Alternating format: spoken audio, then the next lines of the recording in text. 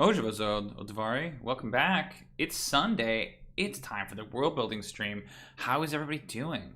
I'm so excited to be here. I feel like ever since my schedule changed, and I've only been able to do world building streams every other week, I've really looked forward to them more and more. So I am ready to tuck in. I did forget to grab my water because that's what I do. That's one of the things that I just try to make a habit of, to like maintain like a continuum, like a continuity. It's those things that comfort my streamer, my viewers, I think, people who attend my streams. So I'm gonna get a glass of water, and then I'll be right back, and then we're gonna do this stream. So don't go anywhere, or do go somewhere, but then come back immediately, so that way you're here when I'm back. Okay, let's do it.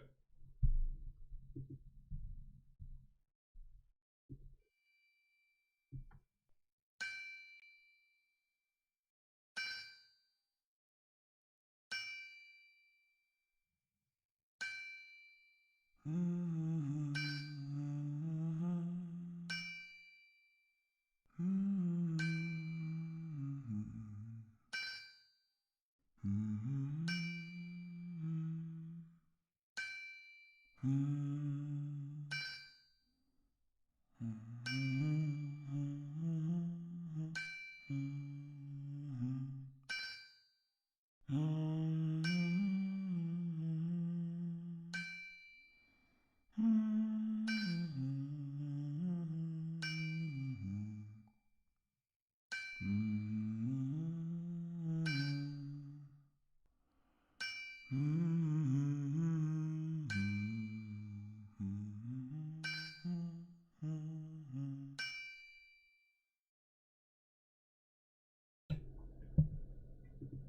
guys, you thought we were going to start on time, didn't you? Don't you know me by now? Don't you know me? What's going on, everybody? Sunday night, world building stream. It feels like it's been a while, because it has been. It's been 2 weeks. Last time we talked about the map of Khûm. We talked about, mainly we talked about Dwarven holds, I think. That was kind of where a lot of our attention fell, was coming up with names for and concepts for various Dwarven holds kind of scattered across the map of Khûm. Today, we're going to do something different. Today, we're going to be talking about random encounters. So we've done a couple of random encounter streams in the past. It's a lot of idea generation. As opposed to like iterating on one idea a lot, it's a lot of short kind of half ideas. The idea is that like when the characters are crossing through Khûm, I have a big table of random monster encounters. And if they basically, I'm going to do my travels kind of Matt Colville style, where it's like, the characters travel, and then whenever they get a failure on their, they do a skill challenge. When they get a failure on their skill challenge, they encounter some kind of a hardship, whether that's a monster or a condition or something like that. And so I wanted to have a big table of all these different random encounter ideas. I really like the way they do them, and I think I first saw it in Tomb of Annihilation. Maybe it's in previous products, but Tomb of Annihilation does a really nice job of contextualizing that table, because it does have a big hex crawl in it. Rather than just saying, like, 1d4 velociraptors attack the party. It's like, you know, a wild pig runs past the party, and then a velociraptor chases after it, stops, and considers the party as its new prey. So they're these, like, contextual encounters. And I really like those. So in the previous streams, we have done some of those. Let me pull you up, like, an example here. I try to think of, like, I have a big table at the top of my document. This will probably make this stream lag for a second, so I apologize. But it's got, you know, the different kinds of monsters, and then it's got a big list of the different terrains you might encounter them in. So Arctic, forest, hill, mountain, tundra, underground, all that stuff, right? That's all there. And then for each one of those creatures, I like to do 3 potential hooks. Because I find that one like encounter hook, doesn't always work for every situation. Like if you've just had a big knockdown, drag-out fight with a Remoraz, and then you roll a Frostworm, like, I don't necessarily want to have another big knockdown, drag-out fight with a Frostworm. You might want something different. So I try to structure these around, like, one of them that is obviously a combat, if we just, like, need a fight. So for the Ankheg, right? An Ankheg attacks a party that draws too close to its herd of giant beetles. Okay, great. And then the second one is one that is, like, never a combat. You know, it's related to the creature, but it isn't exactly the same. So it's the characters discover a dead Grimlock and loot its pheromone bladder, meaning that the Ankhegs serve them. Okay, right, so they get some magic item, and it complicates future encounters with Ankhegs. The third one is one that could kind of go either way. So it could be a combat, or it could not be a combat, depending on the character's actions. So the characters stumble into the acid-drenched lair of an Ankheg queen. They'll need to move quickly and quietly to avoid drawing its attention.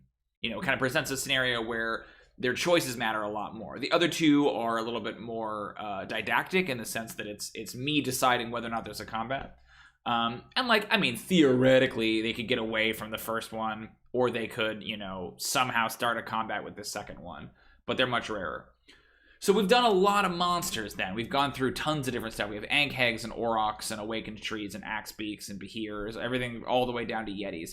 We're not 100% done on monsters, but we've done a bunch of monster streams, so I wanted to try something a little bit different this time around. And we're going to talk about NPCs. So I have been kind of jotting down NPC ideas while we've been going through this, doing these streams, trying to come up with the kinds of NPCs you would encounter.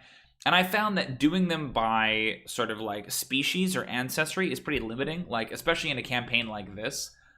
which is this, you know, kind of dwarven epic, right? Kind of kingdom-spanning epic about factions and power and politics and stuff. To just say dwarves is way too general, right? Like, just saying you encounter 1d6 dwarves really doesn't tell you anything, whereas, like, if you encounter 1d6 wargs or 1d6 yetis, you have a better idea of what kind of an encounter that's going to be. Like, obviously, we still have 3 examples, but I think for humanoids and NPCs, we have to break that down even further to say, okay, what are the different types of dwarven encounters you could have? What are the different types of human encounters, or Darrow, or giants, or whatever it is, right? So that's kind of what we're going to focus on today. We're going to go through the individual factions and say, you know, what are 3 to 5 different types of encounters, and there might be more or less depending. Like, I could see us coming up with 10 potential dwarven encounters, right?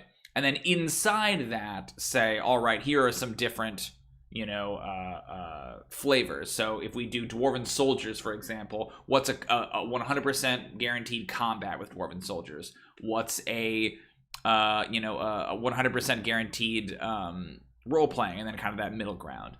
So we're going to break it down. I have, I think, 6 factions listed here, and there might be others, but these are kind of the big movers and shakers in Khûm that I would consider humanoids, or like humanoid adjacent, and not necessarily, we should put elves in there. I can't believe I forgot about elves. Elves. So it's 7. And not necessarily monsters, right? So there are some that definitely straddle the line, where like one of the big factions in Khûm right now are dragons. There are a couple of white dragons flying around, getting up to some chaos and havoc. And those I would definitely consider to be monsters, even though they're intelligent and they have agendas and things like that, right? So we're kind of limiting it to humanoids, but we do have giants there because the frost giants in Khûm are kind of one of the factions that are involved. So I sort of included them. But we have Darrow, dwarves, elves, humans, giants, orcs, and others. You know, there are creatures like, let's put goblins on there, maybe. That would make sense. We have some goblins running around that part of the world at that time. But like troglodytes, for example, are kind of a faction, but not exactly. Troglodytes are kind of like in the middle. Let me see if I have troglodytes up here. Because I can see, yeah, I have them as a monster. Okay. But, you know, they're kind of borderline.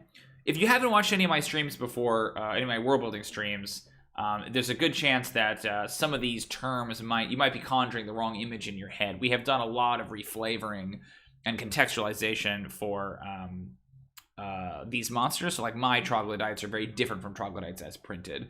So the same goes for elves and orcs and giants in Khûm, which is the kind of fallen dwarven kingdom where our campaign is based. Yeah, so we're just going to go through here. I might start with dwarves because I have the most ideas, and that will hopefully shake loose some other thoughts as well. So I have, how many do I have listed here? I have 1, 2, 3, 4, 5, 6, 7. I have 7 different types of dwarves you could encounter. By types, I don't necessarily mean like clans. I'm talking about like kind of roles, right? Like what function, almost like class. What kind of NPC is this? What are they getting up to? You know, what kinds of conflicts are you likely to have with them when you meet up with them? So I'm gonna write down the 6 ideas that I have, or the 7 ideas that I have. I would love to get that to like 10. I think that would be really healthy, and then have 3 hooks for each type, which might be a lot. Maybe we'll get through it and discover like, ugh, that's way too much. But we're gonna start here. We're gonna start with Dwarven Soldiers. That is definitely one category. We have Dwarven Scouts is another one that I had. Boy, my computer really hates doing a colon. It always wants to do a semicolon because this shift key doesn't work so good. Scouts. We have Dwarven Messengers. Couriers. Messengers. We have Dwarven Merchants. We have Dwarven Refugees. We have a Dwarven Priest. And I think that's it. So we're going to start with these ones, and then as we go through, if we think of other ideas or other ways to compartmentalize them, we can do that as well. So Dwarven Messengers. Now, what I have written here is I have carrying goods and supply. Oh, sorry, that's merchants. A courier attempting to quickly cross the countryside.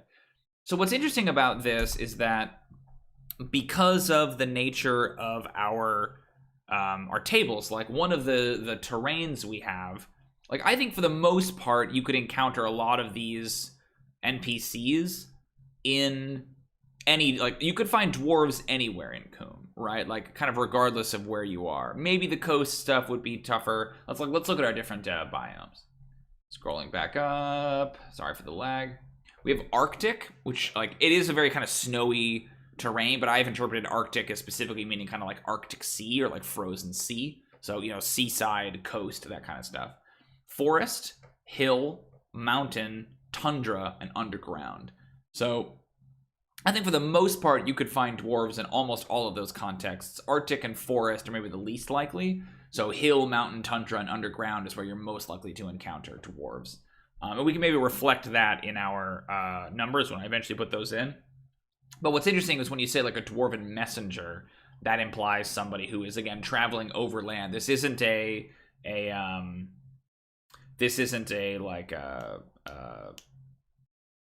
these are people who don't have access to spells like sending, right? There's not a magical means of communication. This is a kind of like a brick and mortar. This is a non-magical messenger delivering a message. So you want to sort of write them in a way where they're a little bit, at least for NPCs, I feel like agnostic of the setting that you meet them in, right? You don't want to write something specifically about a Dwarven Messenger being underground because we don't know that we'll be encountering them underground. So I think the most obvious description here is got to be like kind of the first one we say, like a courier is attempting to pass a message secretly and doesn't wish to be interrupted.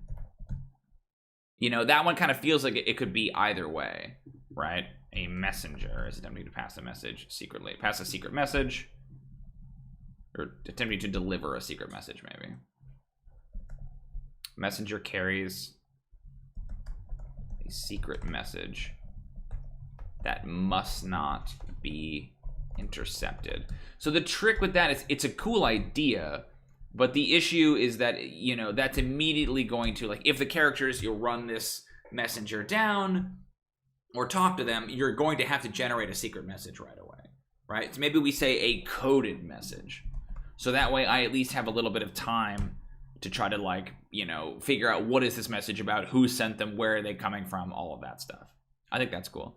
I think one that's definitely not a combat, right, is the party encounters a dead messenger and recovers some intelligence they weren't, that wasn't intended for them. Some unintended intelligence, or some intelligence not intended for their eyes.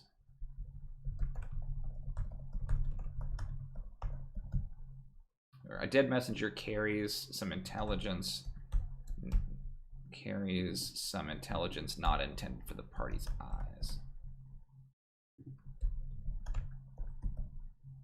Ugh, I hate the way that that it syncopates there on the page. Is found with intelligence not intended for the party's eyes. Ugh. They find a dead messenger? This doesn't matter.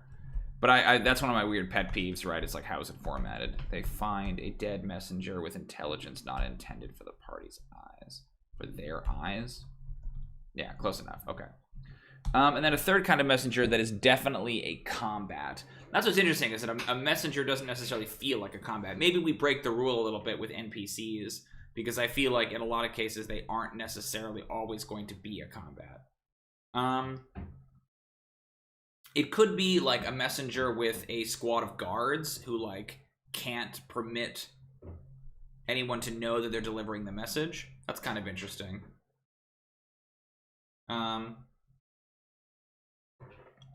Like an envoy, an escorted envoy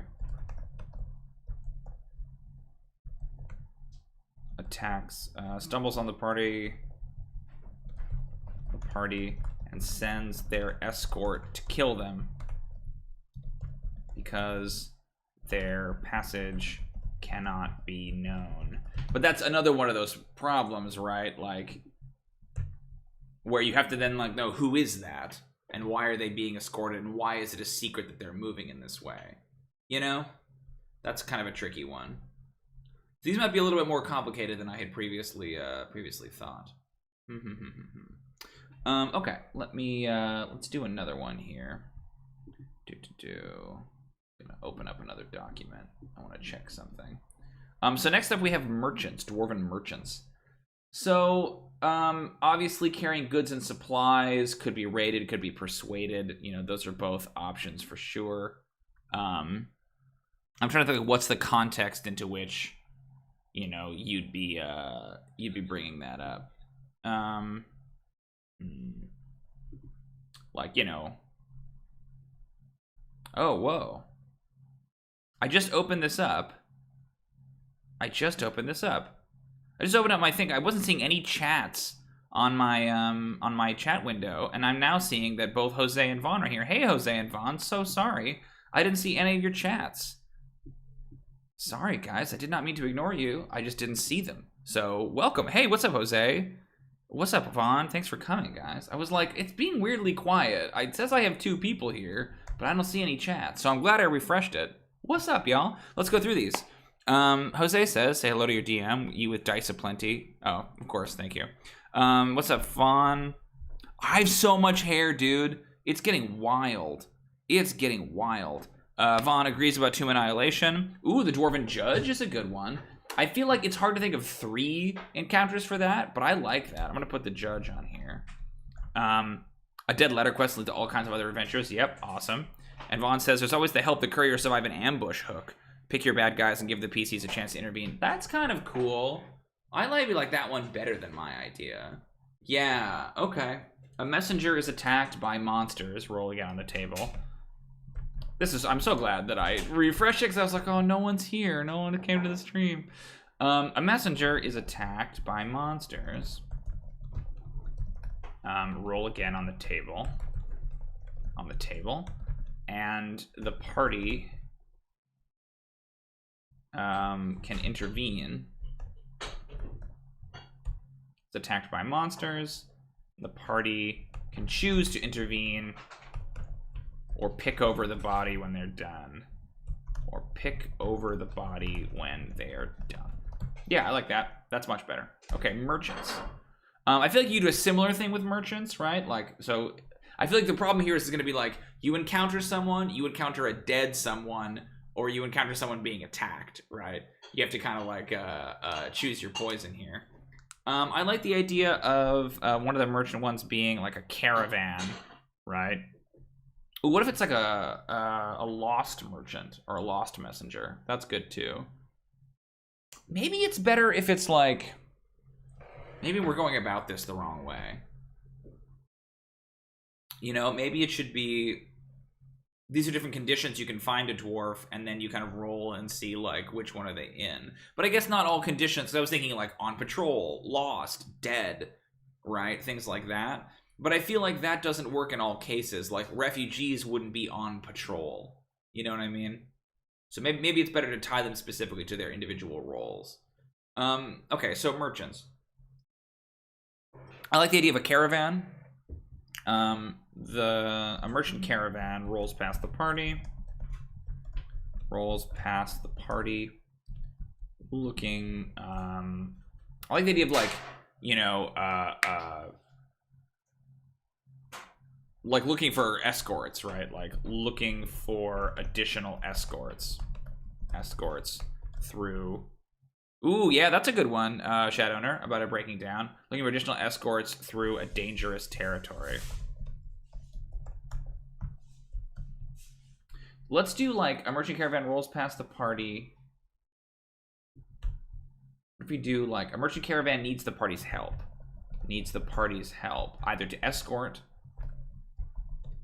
Either to escort. Also, what's up, Shadowner? Escort through a dangerous territory. Or help repair their wagons and carry goods. Yeah, I like that. So it's kind of either or, right? Let's see. So, you know, the destroyed caravan, A monster roll again. Ooh, go fetch my spooked animal or my lost wagon. Yeah, that's cool. I want one that's like more combat. I guess it could be a monster has attacked a caravan. Yeah, a monster roll on the table. Roll again on the table. Has attacked a caravan. Has attacked a caravan and is picking through the remains. Are there any survivors? Right, so you fight the monster presumably, or you go around it, but there's also like, are there any survivors? What goods can they scavenge? Cool, I like that. What goods can they scavenge? Are there any survivors? Ah, come on. Is picking through the remains of a caravan.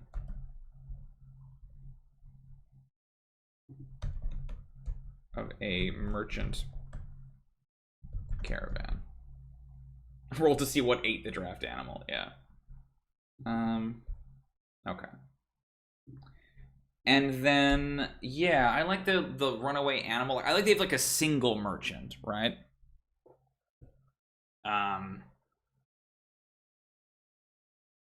Like someone who's lost their animal. Yeah.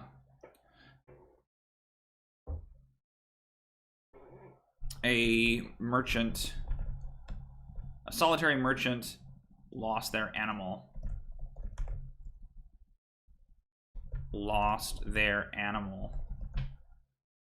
God, there's always like one random bot in here. Get out of here, Catherine Connor. You're a bot.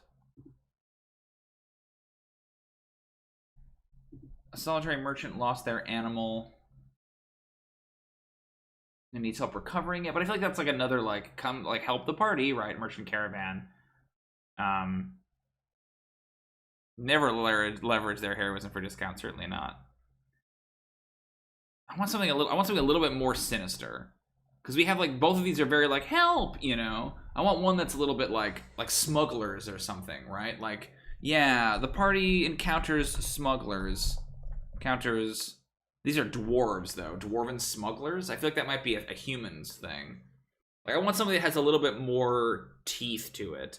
Because another like, I definitely think Vaughn's idea of like the lost animal is good, right? Escort through dangerous territory, or help repair the wagons, or find lost or locate lost animals. I think those are all good, right? And you could hit it a couple of times, but I want something that has a little bit more like role play in it, you know, that isn't just like help me, because I feel like that's the first one is help a caravan or help a merchant, right? I might even do merchant or caravan, because it could be either. Needs the party's help. So like I like smugglers.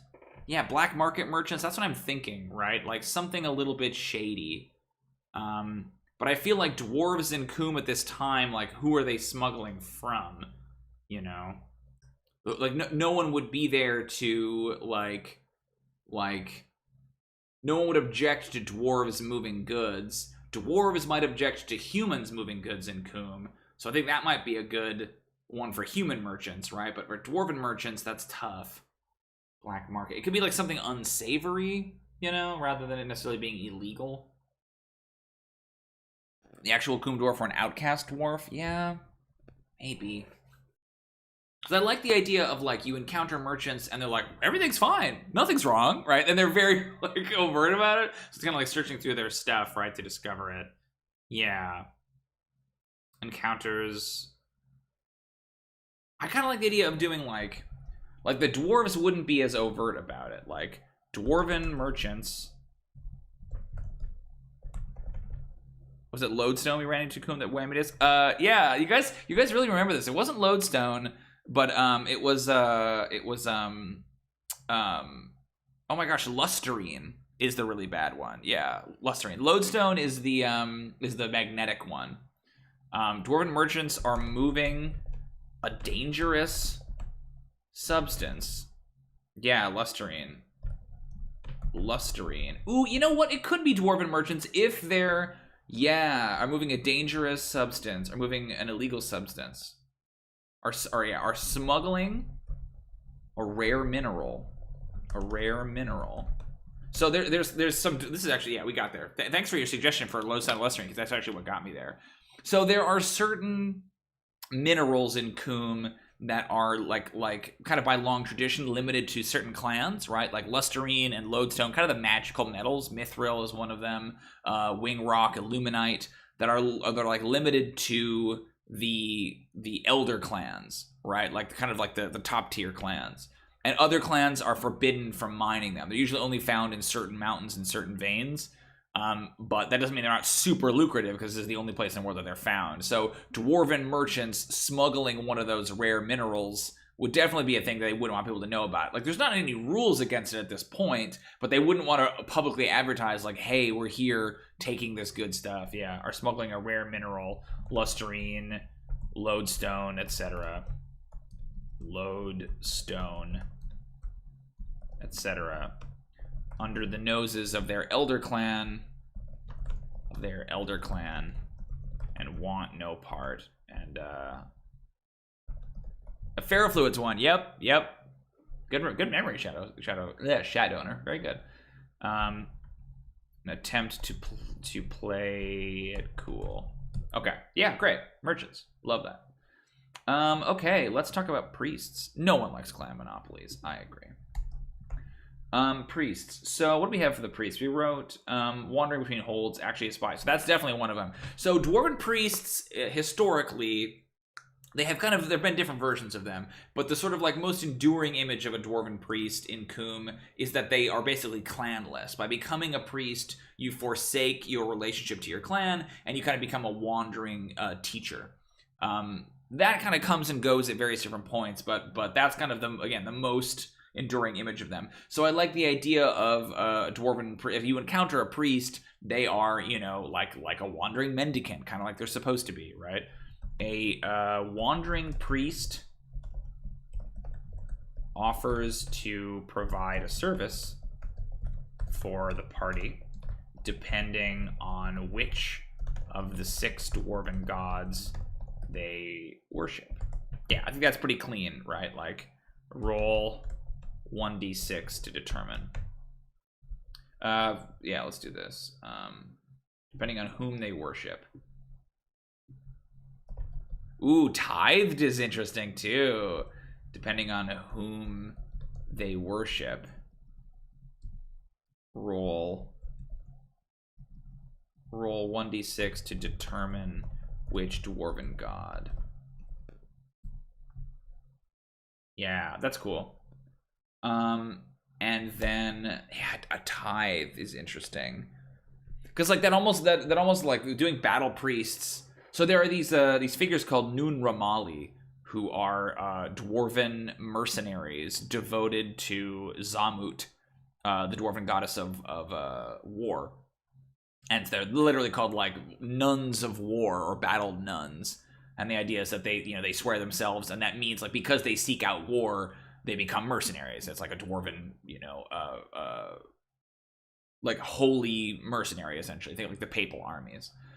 So the Nun Ramali exist, but it's less of a it's not an organization. It's more like an idea. It's like a Jomsviking, right? It's someone who goes out intentionally seeking, or a Varangian who goes out intentionally seeking conflict. But they do it for like religious reason. So I don't hate the idea of like a Nun Ramali, or like specifically they're kind of soldierly, but they're religious, right? Shadowner says priest historians morale guides. Yeah, exactly. Priests are also a good source of fetch quests. As good followers of deity, surely you'd help me do the thing. Yeah, I don't hate that. It's kind of the inverse of the first one, right? Like a wandering priest offers to provide a service for the party. So because they were wanderers, right, one thing that they often got accused of, accurately or inaccurately, is basically like spycraft, right? Because, priests were the one exception to the don't allow guests in rule, right? The dwarves are very secretive, so they don't really want other people coming and going. They'll learn all the secrets of the clan. If you were going to plan a party, you would want to invite in a priestess of Kavish, who's like kind of the party goddess, right?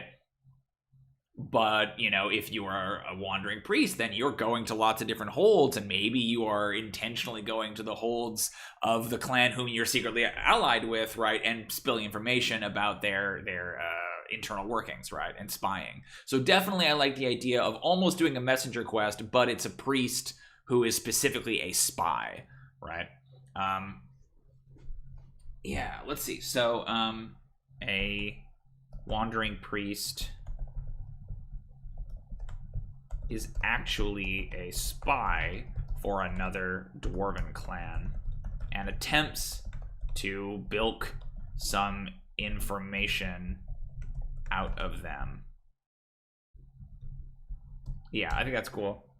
Let's do like the friendly priest they encounter.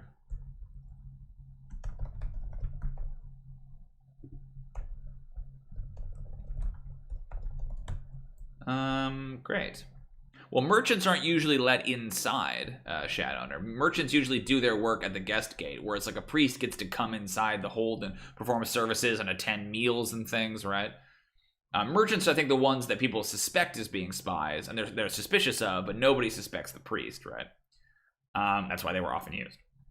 And then I want to say with Vaughn's idea about battle priests. Battle priests. So, like, because I like the idea of the one that's a little bit more overtly combat. They could just be soldiers and they attack you, or there happen to be holy soldiers, right? But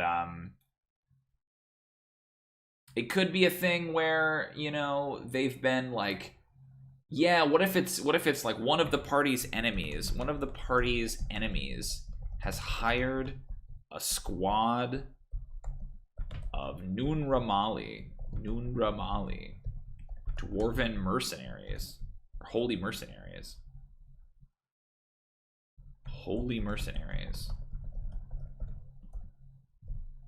Nunramali.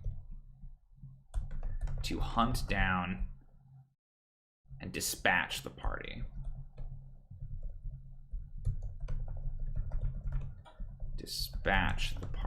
Yeah, I like that. And we wonder why PCs are so suspicious of every NPC they meet. Oh, we meant for other nations. Yes, gotcha, Shadowrunner. I gotcha. Yeah, because the opposite is true for the priest. The priest wouldn't be going around telling other nations their religion. That was something that they kind of frowned upon in the past, and still somewhat do. The traditionalists do anyway. Great, refugees. This is an interesting one, because I don't know that there would be, like, tons of them. What did I write down here? Commoners heading to a new hold. Oh, yeah, okay, so refugees, yes, but almost more like immigrants, right? Like, yeah, let's maybe call them immigrants. We can put it as refugees. Let's do immigrants. I can't decide. Because I think you can get some of them who are specifically, what about pilgrims? Pilgrims is a good word. Let's do pilgrims. A newly arrived band of dwarves. A band of dwarves. Yeah, collecting the bounty, precisely. A band of dwarves newly arrived to Khûm. Has no allegiance to a particular clan and is seeking a new home. Basically, like dwarves you could recruit into your clan. Great. Refugees fleeing a disaster. You need like a combat. Yeah, exactly. Which clans and holds are resettled? That's the question. Like some of them have, some of them have not, right? I'm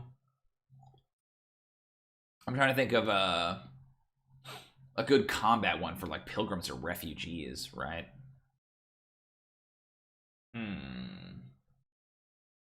Yeah, combats are tough for these NPCs. Some of them, like soldiers, feels pretty easy. But I don't know that they're that, like, you would immediately leap to combat, right? Like, not in the same way you would with a monster. At least not for dwarves. I feel like Darrow or elves or giants, that seems a little bit easier. Goblins, orcs.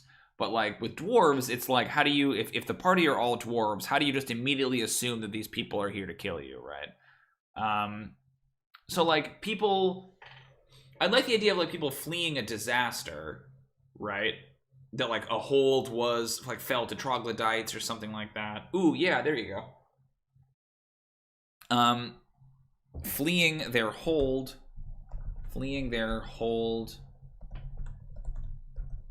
following a troglodyte attack.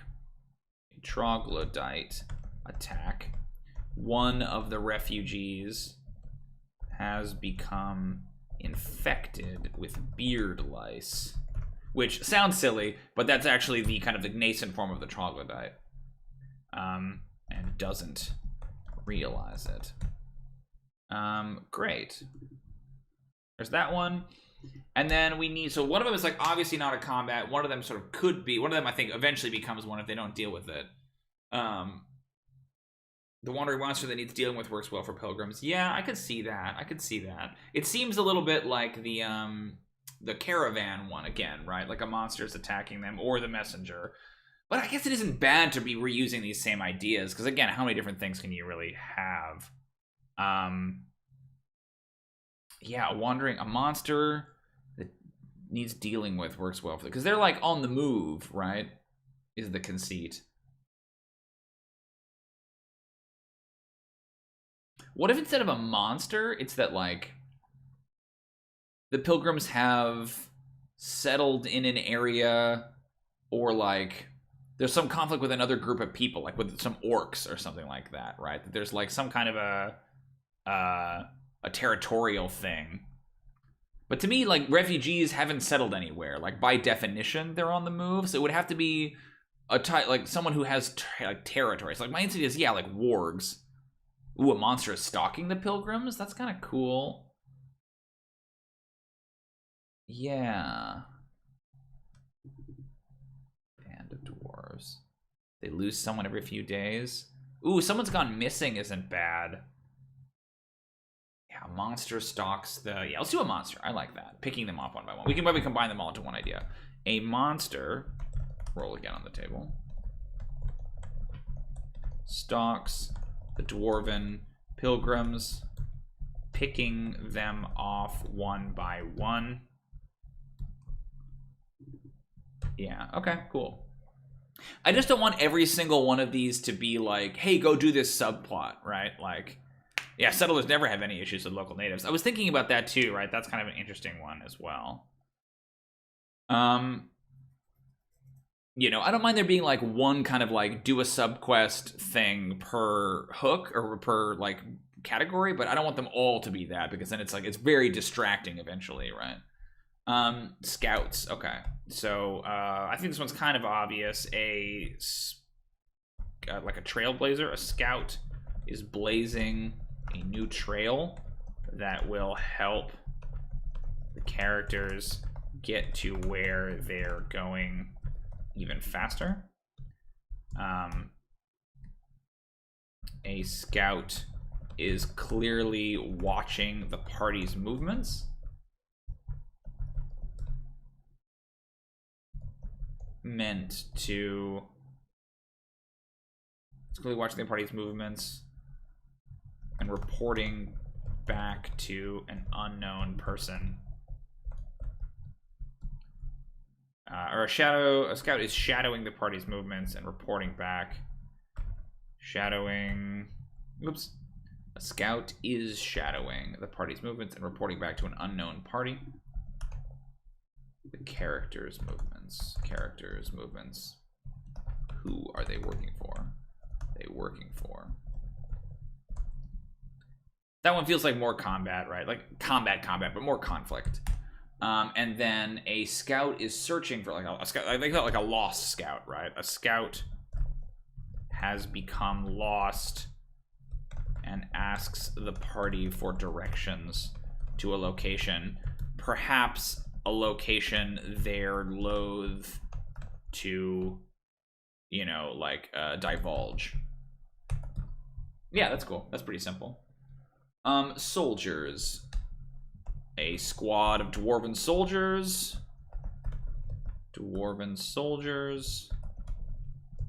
Patrols a protected location and questions party about their intentions in the region. Yeah, what if the scout helps you if you help the merchants, the pilgrims? Yeah, that's cool that they like tie together. I think that's like a very, depending on like how that works, right? Like as they're traveling, that's a very nice way to tie those encounters. Like if you encounter a monster and then later encounter the caravan, it's like, oh, that was the monster that attacked the caravan, right? I think that's actually a smart way to do it, to try to like string them together into almost like a cohesive narrative of what happened on this quest from point A to point B. I think that's cool. Patrols a protected location. Okay. So I want one that's like, that one could be combat depending on how they handle it. I want one that's like, obviously, like they get attacked by. Ooh, what if it's like a dwarven, a large dwarven force, a large dwarven battalion, like a large group of them, a large dwarven battalion, is marching back the direction the characters came from. Are they headed somewhere the party cares about?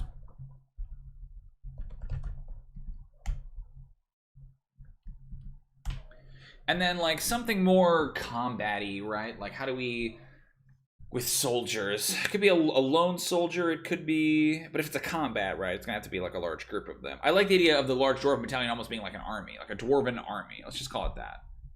A dwarven army is marching back. Dwarven army is marching back the direction the characters came. Yeah, right? Collecting taxes. Squad of Dwarven Soldiers patrols protected location. Because I feel like that's kind of this one, right? Like they encounter like a border patrol. This one is an army moving. The other one is, again, it feels like a little similar to the Noon Ramali one, where they just get like attacked by these mercenaries. But that is like there's an implication there of almost like a bounty. Whereas I feel like with soldiers, you wouldn't send out military to take out like individuals, right? Like there has to be some kind of a different tone there. Boy, soldiers. We have like this one. The Dwarven Army is interesting because like that's actually not a combat encounter because it's too many, right? You couldn't fight an army, so you have to do something else. This one feels like it could go either way with the like Dwarven Patrol. So it feels to me like the combat one needs to be like, because like my instincts are stuff like, you know, you find the remnants of a unit, you know, or like a lone survivor from a destroyed Dwarven unit. Let's maybe do that one for now. I would like one that's a little bit more like overtly a combat, but that's fine. Ooh, what if it's like a tower? Yeah, that's it. It's like a small Dwarven fortress. Oh, that's cool. Dwarven Cavalry Battalion is called a hammer. The infantry is called an anvil. I dig that. Dwarven. The characters encounter a small Dwarven fortification.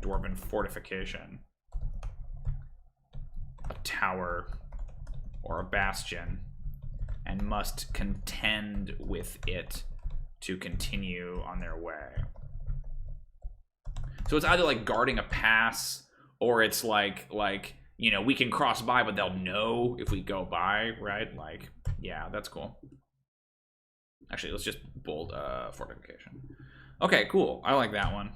So the judge was one of the suggestions that Vaughn had. I think that's a good one, but I don't think you would see it like in the wild. You're not going to. All you need for combat is to add a dragon. Ooh, a garrison is a good way to think of it. Yeah, let's contend with the garrison.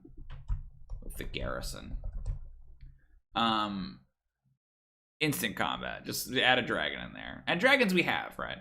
I like the judge, but I think the judges only arrive in areas where the party, like where the crime has happened. So I don't hate the idea of them seeing a judge, right? But you probably wouldn't encounter one out in the wild, or if you do, it would be really, really rare, you know?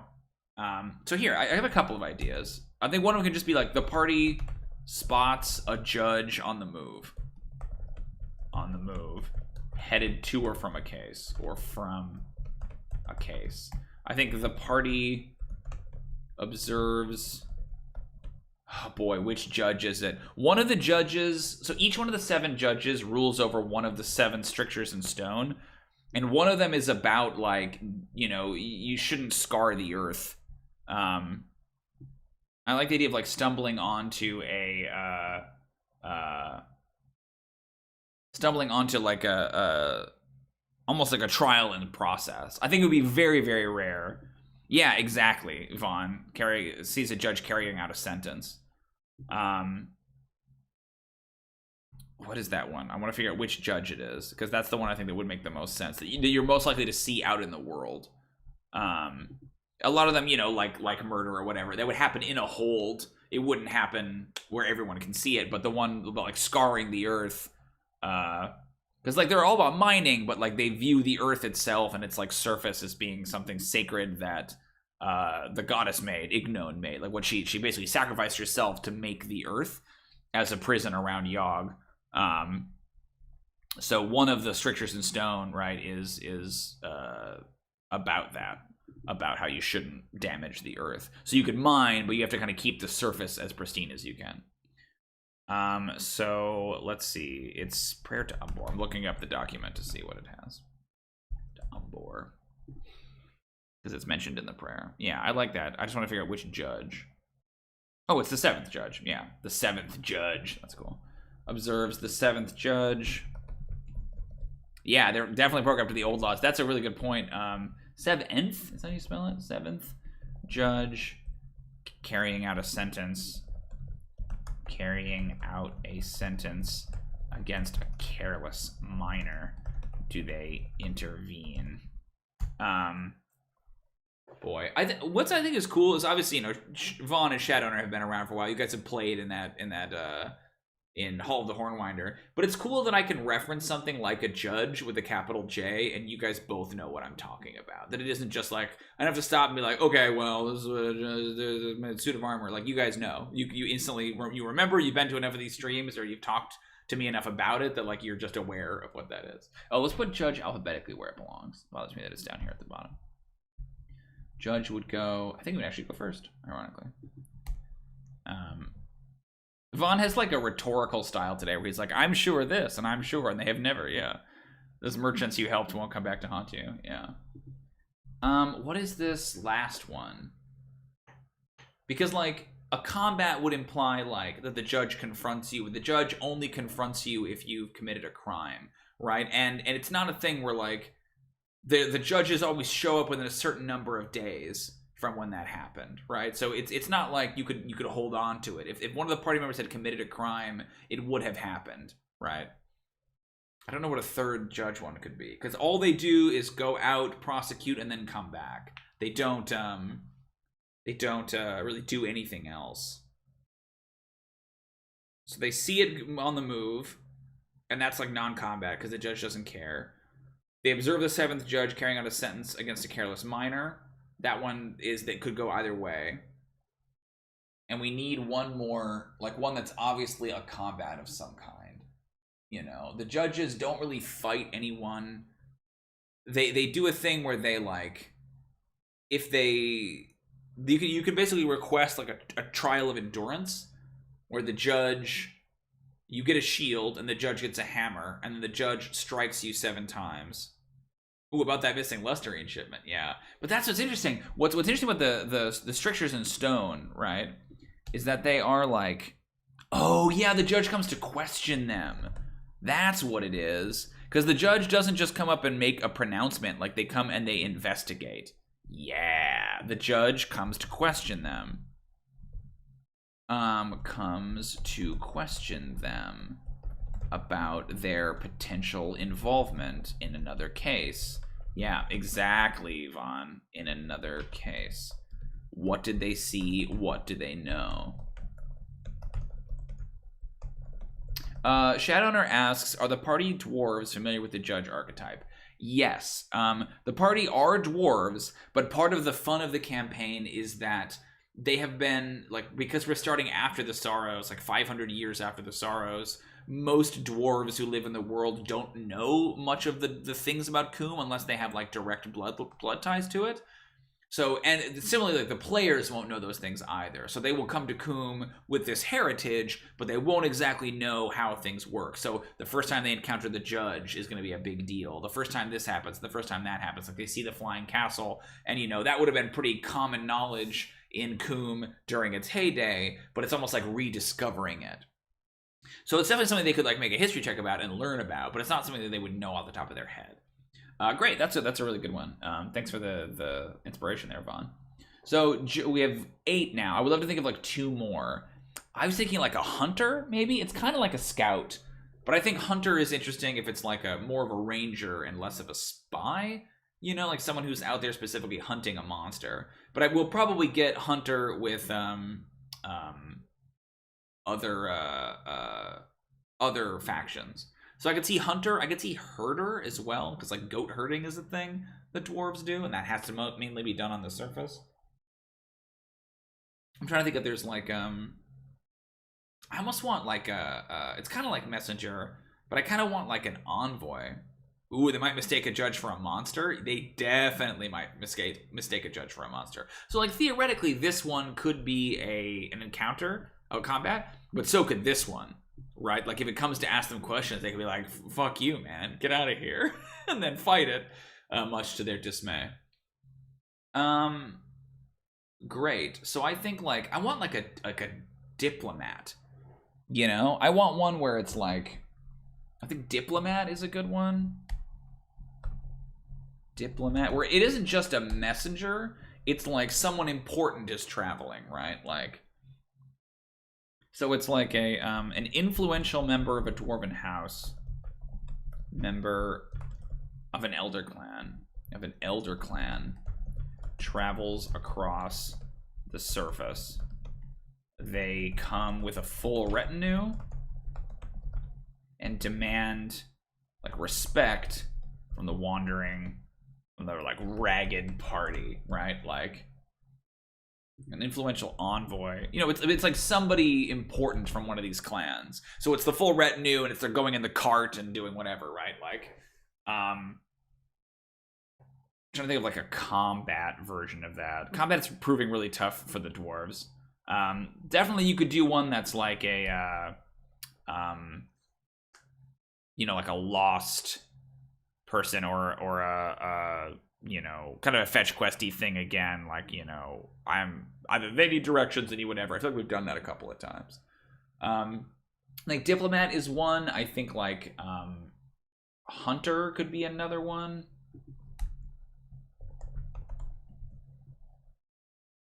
A hunter is tracking some game. Ooh, can diplomats demand hospitality? That's kind of cool. I like that. A diplomat demands hospitality at the camp of the character, at the character's camp. If they refuse the diplomat, they risk angering their clan. I like that, Vaughn. That's great. Because it's like an awkward dinner, right? It's like we're just camping, eating our jerky, you know, and then like this person comes up when they're tired and they're, you know, got their little retinue of guards or whatever, and they demand you must host us, especially if they're like members of if they're members of like a friendly clan, you know. That's cool. I dig that. Is tracking some beast and asks the party if they've seen it.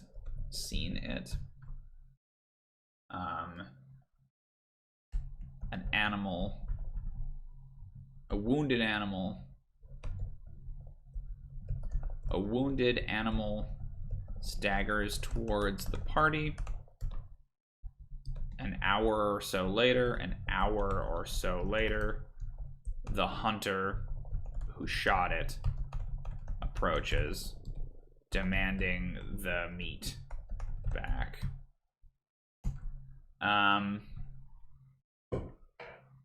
A hunter could be someone hunting them, I suppose.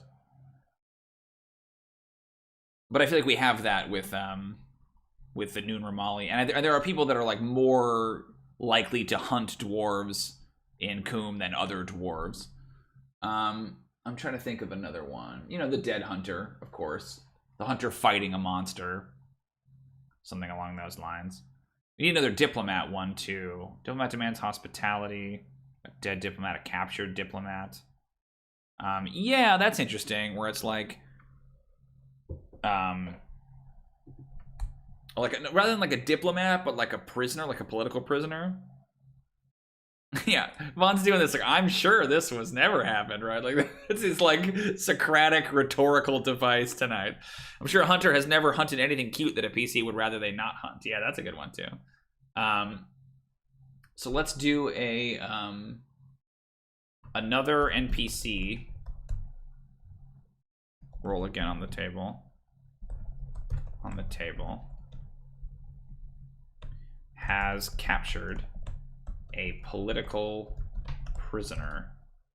The characters must decide whether to intervene and free them.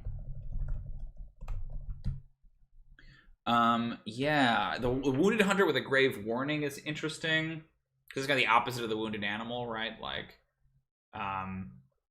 the more extreme version of that is the dead hunter, but I kind of like Shadowhunter's idea that like they're wounded. A wounded hunter warns the characters about a particularly powerful monster in the area.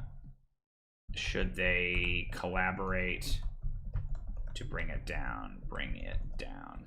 Okay, yeah, that's cool. So we have, then we think we have 10. We have 1, 2, 3, 4, 5, 6, 7, 8, 9. Oh, we need one more kind of like category, one more class of Dwarven NPC we could meet. Diplomats, hunter, judge, messengers, merchants, priests, pilgrims, scouts, soldiers. I'm trying to think about like backgrounds. I think backgrounds are a good way to go there. Acolytes, we have priests. Charlatans, criminals. Yeah, criminals is a pretty... Maybe criminal is right, because we have smugglers under merchants, right? Like bandits. Yeah, we have bandits. Yeah, let's do criminal. Because I feel like we could get a couple of good ones there. We could get like an imposter, right? Like a con man. So like bandits, imposter, someone claiming to be someone that they aren't, right? And then like one other type of criminal, smuggler, I guess we have already, thief. I'm just gonna get the PHP and look at different kinds of criminal now. Yeah, I'm gonna grab that. I'll be back in like 2 seconds. I like how kind of open-ended that is. That gives us like, they feel very different.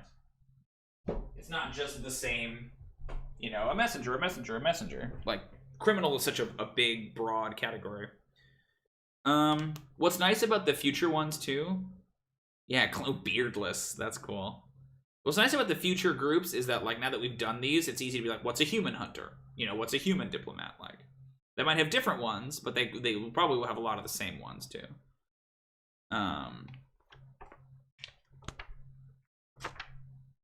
These are all feats. Where's backgrounds? Combat. Give me backgrounds, damn it. I don't know the PHP like I should. Oh yeah, it's before equipment. Okay. But it's in between classes and equipment. Alright. Acolyte we have, right? We have priests. Charlatans, criminals. We're talking about those right now. Oh yeah, okay. Blackmailer, burglar, enforcer, fence, highway robber, hired killer, pickpocket, smuggler. I guess smuggler is the closest. Because bandit sort of feels like clanless or like, you know, Ronin kind of a thing, right? Entertainer, folk hero, guild artisan. Oh, like craftsperson is interesting. But I feel like that's all dwarves, right? Like everyone's a craftsperson. An artisan. Hermit. Ooh, hermit is good too. I like hermit. Outlander, sage. Let's maybe do like a an other category. Thank you, Shadowrunner. Yeah, let's do an other category. I like the idea of that too. So there's actually 11. Other. Actually, we'll put that one at the end. So let's go other. Because I like the idea of like a hermit. I like the idea of a sage. right? Like someone who's specifically studying something, and then like some other one. I'm not sure what. A folk hero or an artisan. Yeah, a craftsperson.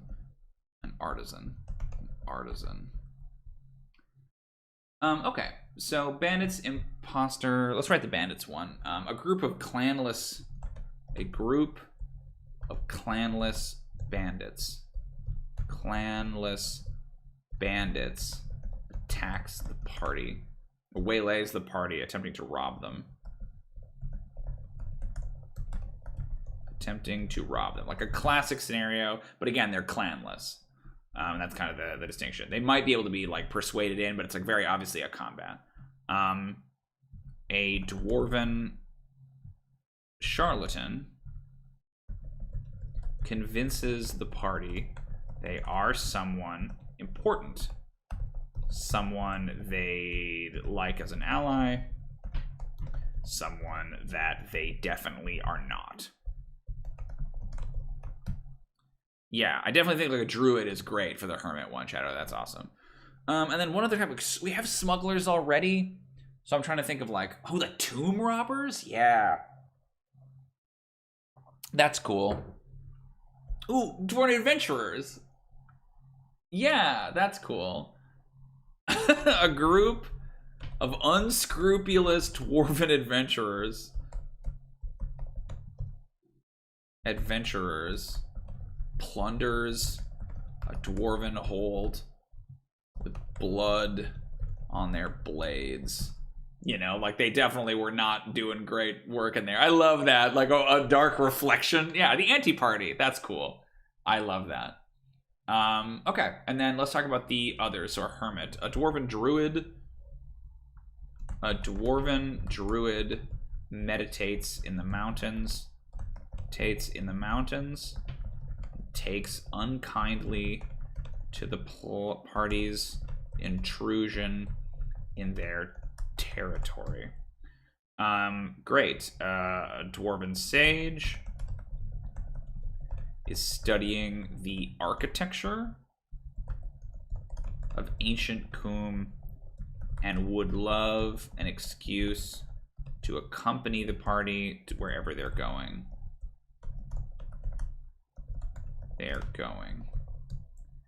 An artisan. These are now we got some flow. A dwarven artisan is changing clans and bringing their work. Is changing clans and bringing their particularly fragile work with them. Yeah, cool. There we go. That's 11 different categories. So that's like 33 hooks. That's pretty nice, and that's just for dwarves. I'm into it. Okay, let's talk about Darrow. I don't think that there are going to be, obviously, as many for Darrow. I think dwarves is the largest group of them, right? But for Darrow, it feels to me like, let's see the ones that I had. I think I had like 3 ideas. Darrow, we have Dwarven Miners. I forgot about Dwarven Miners. I forgot about miners, you guys. Oh, I'm an idiot. I'm a big, dumb idiot. Okay, miners it is. It's like, what's that thing dwarves are most known for? The cross-clan marriage trope is cool, too, yeah. Okay. So miners are interesting because, like, I guess you'd mostly encounter them underground, but the mines tend to be like closer to the holds, right? So it's less likely you're gonna see them traveling overland. Like if you're going underground, that, I mean, for sure. But like, we definitely have to do like a group of dwarven miners return. Dwarven miners return to their hold. Singing merrily all the way. Like you got to do a hi-ho. Like that's got to be one of the options. Oh, that's true. The judge does touch on miners. So we even talked about miners and I didn't even think about it, right? That's no good. Dwarven miners return to their hold, singing merrily all the way. Yep. So let's see. Ooh, an explosion from a nearby mountainside reveals a dwarven mine and its miners hard at work.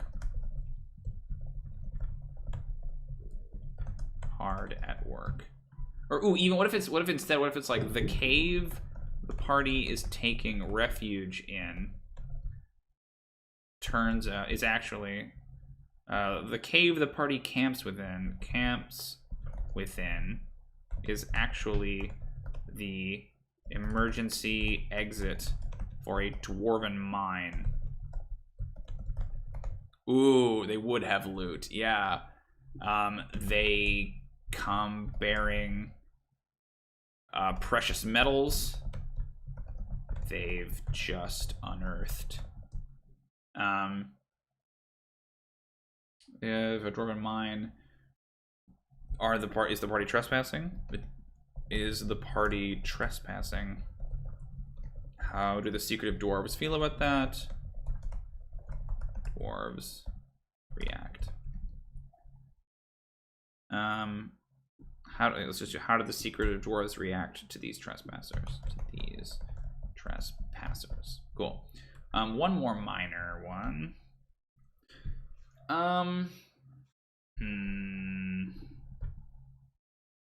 What about them like?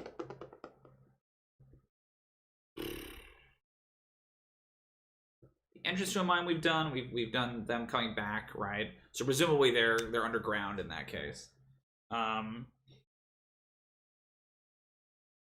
Like a prospector is interesting, right? Like that's essentially a miner. Yeah, like a Yukon Cornelius, a solitary miner is seeking fresh veins of precious ore. And exploring on their own. I like the cantankerous. Cantankerous solitary miner is seeking fresh veins of precious ore and attempts to drive the party away. I was thinking about, I don't know if you guys have seen the Ballad of Buster Scruggs, but there's a cool one of it's a bunch of short films the Coen brothers made. They're all kind of Western themed, and one of the best ones is with Tom Waits, and he plays this like crazy old prospector. I want to watch that again. Yeah, cool. Miners. All right, let's talk about Darrow. Is there any other ones that I missed? No, got them all. Okay. We have human. We're gonna do Darrow. So a Darrow genius, which is basically like a Darrow who rules over others. Let's talk about what the Darrow are. The Darrow are dwarves that have lost the ability to create. It's basically like a curse that falls on a dwarf when they can no longer make things anymore, right? And so it's contagious, and it's not an actual like medical condition in the sense that like you could detect it on a person. Just kind of like a weird insanity that can spread between dwarves, right? They sort of go mad, and they aren't able to create anymore. It's like a weaponized writer's block, essentially, right? And so like it's the kind of thing that you would have gotten like locked up for back in the day, right? Obviously, they may be a little bit more progressive now than they used to be, but it's something kind of in that wheelhouse. So here's what we're gonna do. We're gonna talk about Darrow in just a second. I'm gonna step away. I gotta go to the bathroom. I gotta get some more water. So we're gonna be back in about 3 to 5 minutes, and we'll break into Darrow and start talking about them and how they work. So 5 minutes, everybody, and I'll be back in 5. I gotta go to the bathroom. Okay, see you then.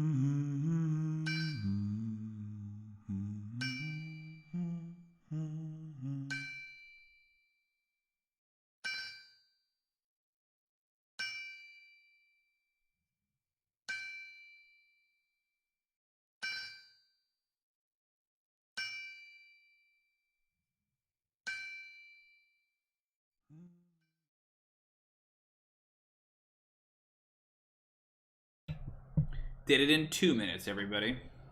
Here, let's give my computer a second to catch up. All right. Awesome.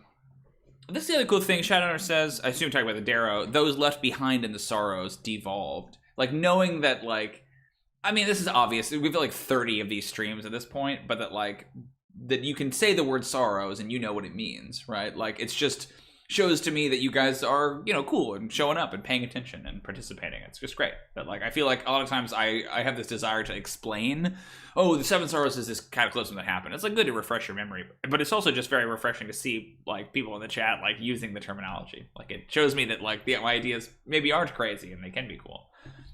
So I was thinking about it in the bathroom. I think there are 3 different categories of Darrow. So we have the, like, Darrow, the Genius.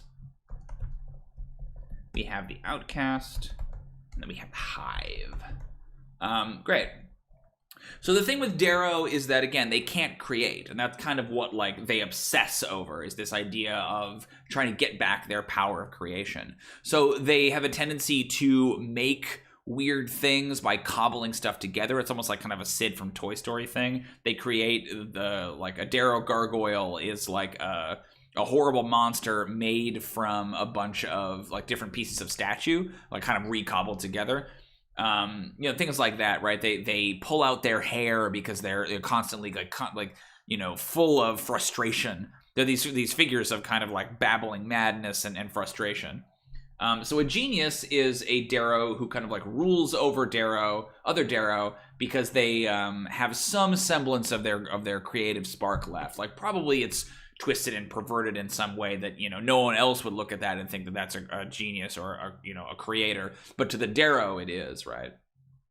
So a Hive is sort of like a hold of Darrow, and then of course an Outcast is a Darrow that is living on their own or doing their own thing. You know, whether they just haven't met up with other Darrow or whether they've been rejected kind of depends. So I like the idea of, I'm going to start with the Outcast. I think those ones come the easiest to me. A Darrow Outcast becomes obsessed with a particular item that the characters possess.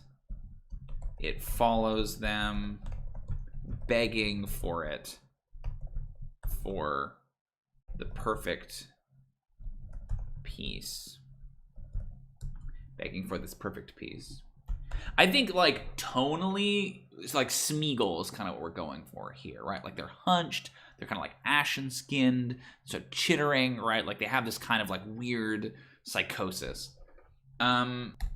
Great. A Darrow Outcast. The combat one is definitely, like,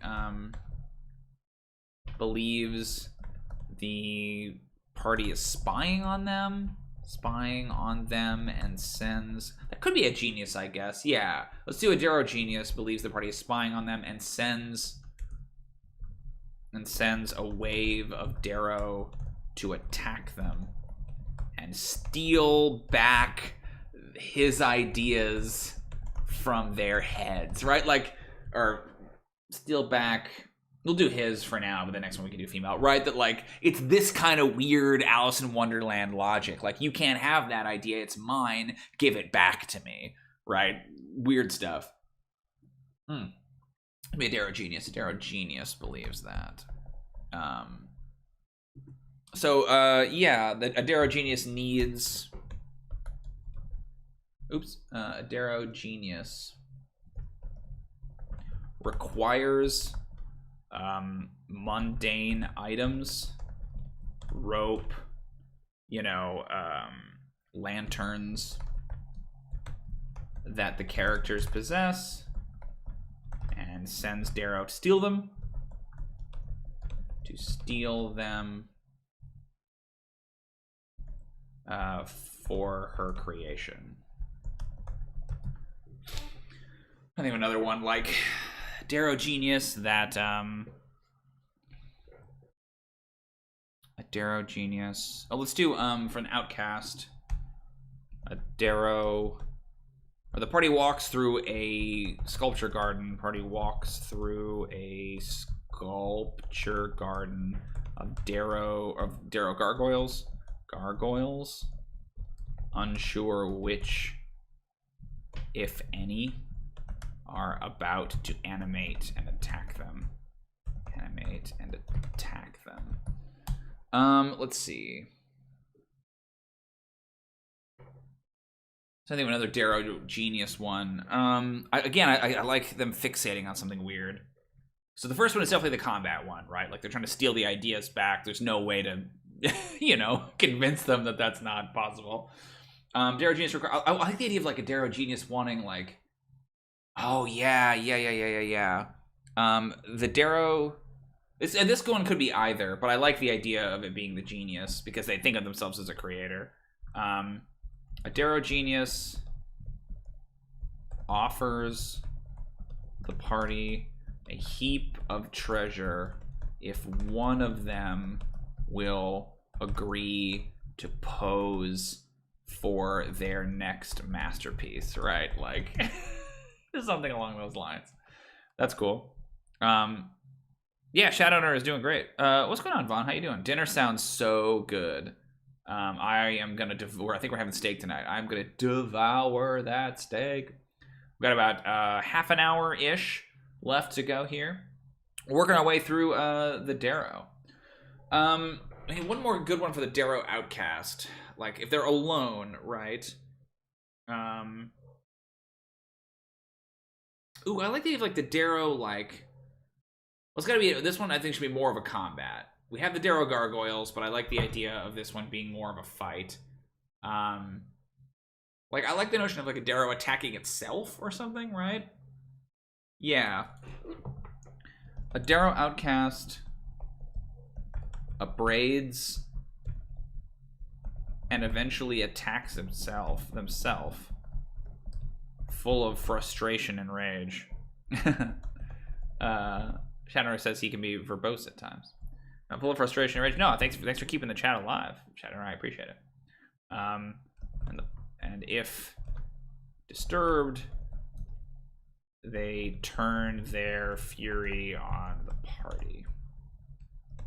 I dig that. Okay, a hive. So then this is like a large group of Darrow, right? Like a genius is usually like a reclusive weirdo. An outcast is, well, I mean, an outcast is a reclusive weirdo. A genius usually has like a little cult following. A hive is like a great group of them, right? How do I describe it down here? I say a hold of Darrow. Okay. So it's kind of similar to a genius, I guess. Darrow Hard is a Christmas adventure. Yeah, exactly. I'm trying to think of like the Nakatomi Hive. I've never seen Die Hard. I know that's like a blasphemy, but it just never... I was a little too young, I think, when it first came out, and then I haven't like gone back and done the like, oh, it's a Christmas movie, right? Like, I've not done that yet. I'm nothing against it. Like, it seems like people like it. It's a good movie. I just haven't gotten around to it. God, boy, a whole group of them.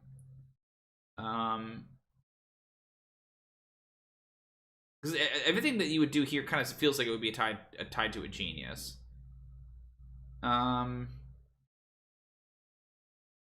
Maybe we leave Hive. I think Hive is like hard to put a whole thing in there. Yeah, let's leave Hive. Let's just say Genius and Outcast for now, and then we can come back to it if we have more Darrow ideas. Great. So that's Darrow. Only underground, those guys, though. Only underground. They don't come to the surface. Yeah, they don't have a singular focus. I think you're right. Let's talk about elves. So there are two different kinds of elves in Khûm. Not wood and high. There are two different kinds of wood elves. Oh boy, what are these guys called? Let me look these names up. I remember Vaughn was here for this particular stream that was very fundamental to how I think about elves in my world. So they are called the Kilariel and the Nithriel. So the Kilariel are those who remain. Yeah, come out to Khûm, get together, we'll have a few laughs. Exactly. Kilariel. Kilariel. Those who remain. Who remain. Basically, rangers and druids. Those who remain are druids. Ah, gosh, come on. Boy, this shift key really does not like me. There we go. And then Nithriel. Nithriel are those who wander.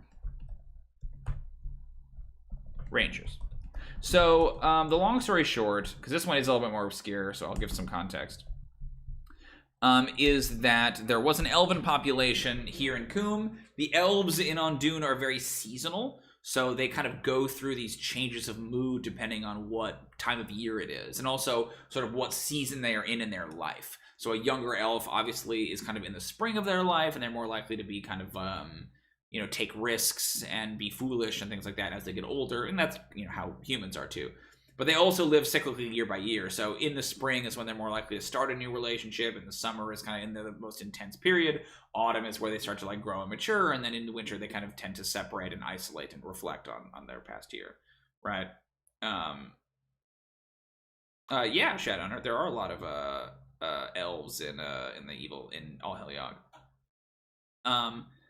So Kilariel. So basically, the idea is that there were a group of elves that lived there in Khûm for a while. When the endless winter landed on Khûm, they were basically shattered, and they broke into two factions. All elven. He's still doing his thing. I'm sure no NPCs would burn sacred wood for their campfire. Definitely not. They broke into two groups. All elven societies are ruled by a pair of rulers, they usually have some kind of relationship. So it might be a husband and wife, it might be siblings, it might be a parent and child, it might be two best friends, whatever, right? And so because the elves were trapped in this like eternal winter, they were never really able to have children, they were never really able to continue to grow. So as a population over the past 500 years, they've just kind of slowly deteriorated. They broke into two groups. They were originally ruled by a pair of lovers, a ranger and a druid, and they separated. And so the Kilariel, those who remain, are the faction of elves that stayed loyal to the druid, and the Nithriel are those who stayed loyal to the ranger. Those who stayed with the druid, the Kilariel, stayed in the forest and kind of turned into almost like a sort of inspired by the wildfire druid, into kind of like a burning, like flame-worshipping cult. Whereas the Nithriel kind of wandered out into the wilderness and tried to find a way out of Khûm, but never managed to do it.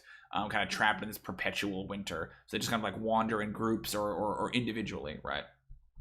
So those are kind of how our elves work. So I really think we just need Kilariel and Nithriel, and we can leave it at that. There aren't tons of them left, and they're pretty scattered and leaderless and divided.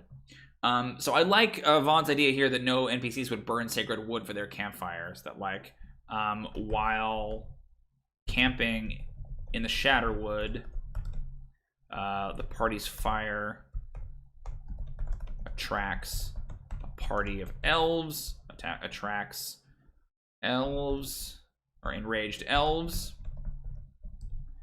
for only the druid, I don't know what the title would be, has the authority to burn the sacred wood. I like that. Great. Yeah, we did talk about dryads last month. Yep, that's in there as well. So Nithriel, I feel like that's pretty easy. The party encounters a wandering elf. Party encounters a wandering, like, Nithriel elf who is senselessly meandering across the landscape, having forgotten where they were going, where they were. Enraged Kilariel Elves. Only the leader. Keeper of Leaves and Bark. Wild camping. They just do wild camping. Yeah, great. Let's see. The party observes a blazing fire in the yeah.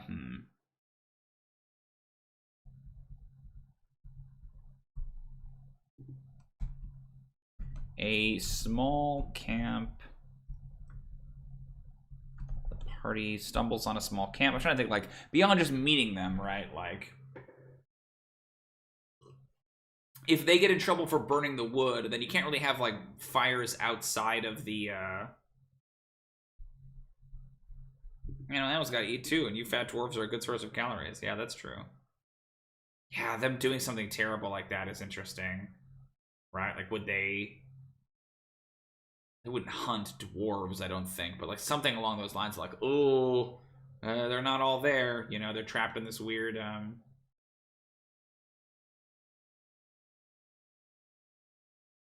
Hey, what's a combat encounter with a Nithriel elf like?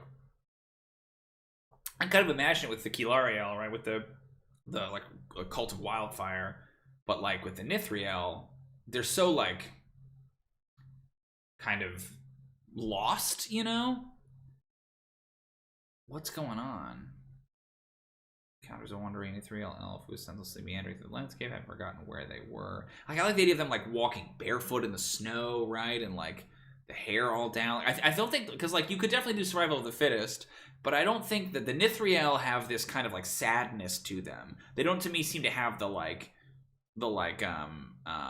I have the name of the druid actually. Urien. For only Urien has the authority to burn the sacred wood of the forest. Only Urien. I have it here. It's the burn the sacred wood of the forest. Yeah, I think the pit traps and stuff and Home Alone stuff is like very. Yeah, I guess they would need meat. Yeah, Shadowrunner's onto it. Like winter, cold, harsh, unforgiving. But I think there's like they're like depleted of energy. At least the Nithriel. Maybe we should pick one. We should pick Kilariel. So yeah, I don't mind the idea of like an intensity there, Vaughn. Like you're talking about like traps and snares and things.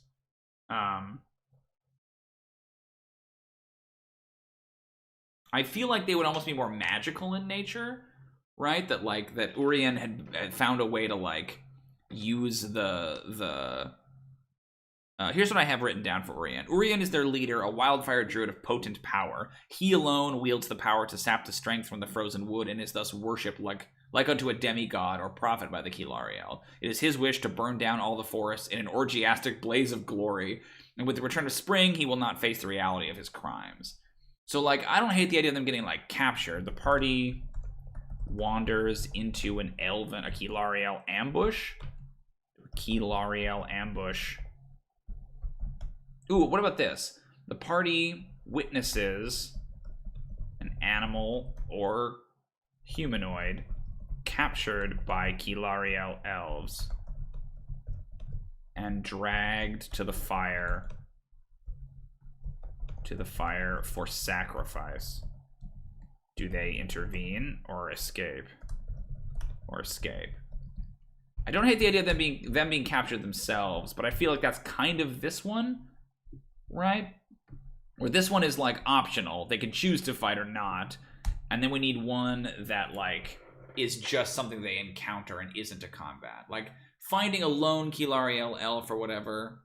Yeah, but an owlbear's a monster, right? Like we're talking about elves right now. And I have owlbear encounters. Like I've got 3 of them up here.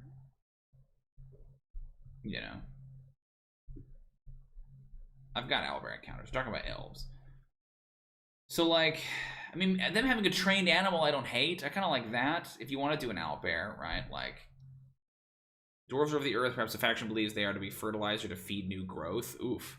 Yeah, that's cool. I like that. What do we do with this third hook? It's got to be like a non-combat one, and it's like meeting the elves in some kind of a different context, right? Or meeting an elf. I sort of like that idea.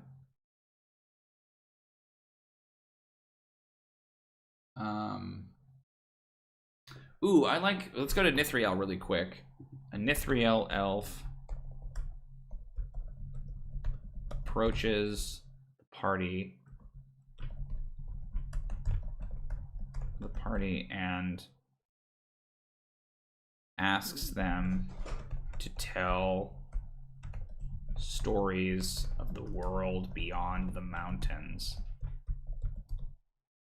whether snow lies upon it as well. Like showing up at the campfire and demanding a story, I think is kind of cool. I want to do something with like a baby, because the idea with the elves, if they're trapped in winter, they can't conceive, you know. So I like the idea of like, you know, the classic of like an elf with a doll or something like that. Yeah, I like that. So what if we do like, maybe it's Nithriel, the party encounters a wooden doll carved by a Nithriel elf who comes tearfully towards them, weeping with relief. Vaughn says, would the elves ask outsiders for help finding or talking to the other faction? I kind of like that. I think that's like a bigger plot, though. I feel like that's like, if you're going to go do elf stuff, that's like the main thread, is like bringing them together. I don't know that it would be like a random encounter. But I like the idea of like having one of the hooks be pertaining to the schism.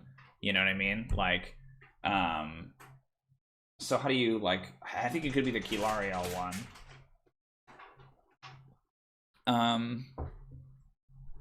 Boy. A non-combat encounter with the, like, scary fire cult. My instinct is almost like a Strahd thing, where, like...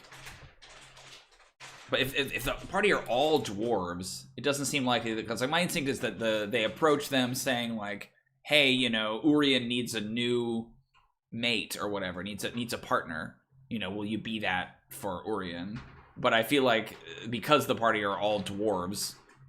You know, that's unlikely to happen. I mean, there is a lot of resentment among the Kilariel towards the dwarves because they believe that they brought on the winter, right? That could be a big part of it. But it just feels like another combat encounter, right? Yeah. I don't know. This one's tricky. The elves are so weird in Khûm, right? Very strange. Everything's weird in Khûm. Let's leave it. I can always come back to it. Let's talk about humans. We have about half an hour. I think that's just enough time to talk about humans. So there are a lot of humans in Khûm now. They are kind of like mainly under one particular faction, and that's Golden Coast. So I think that we should make sure that to add yet another access to this. Write down the ones we have. We have human miners. We have human outlaws. Let's just call them criminals. Criminals. And we have human poachers. Okay, that's kind of a criminal, yeah. Miners and criminals. I think hunters makes sense. A story of spring. I like that. I'll put that back in there with Kilariel. Those stories of the world beyond the mountains. Of a world where spring. Of a world where spring still returns. Yeah, I like that. Let's look at the list of dwarven ones and see which ones we like there. Criminals, diplomats, maybe. Hunter, judge, no. Messengers, yes. Merchants, definitely. Scouts, probably. Yeah. So, messengers.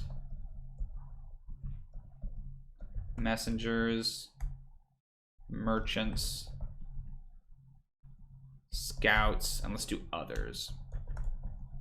So, the distinction between humans and elves, the humans and dwarves here, are that humans, like, don't belong in Khûm, right? It's not their homeland. So, like, in the past, they have been invited, and there's no one here who is, like, overtly objecting to their presence. There are definitely Dwarven clans who don't like the fact that humans have returned to Khûm, for sure. But they're more or less allowed to do their thing. But there's this kind of sense of, like, you don't really belong. You're kind of, like, on borrowed time, almost.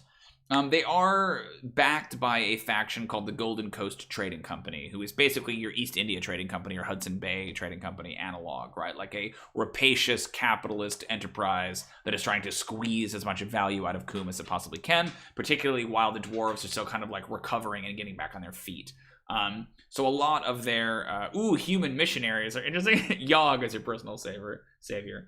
I don't hate the idea. I think that could be other. I like the idea of like a human missionary. A human missionary from the sixfold faith comes preaching the word of their gods, hoping to convert some dwarves away from their religion. Some dwarves away from their religion. I like that a lot. That's great. So a lot of them are kind of like under the auspices of Golden Coast. Golden Coast also, sells a lot of contracts and stuff to people who come in, right? Like land deeds that they don't own, just as colonial as possible. So let me look up my Golden Coast thing to see if we can get any ideas from there. They also hold a monopoly on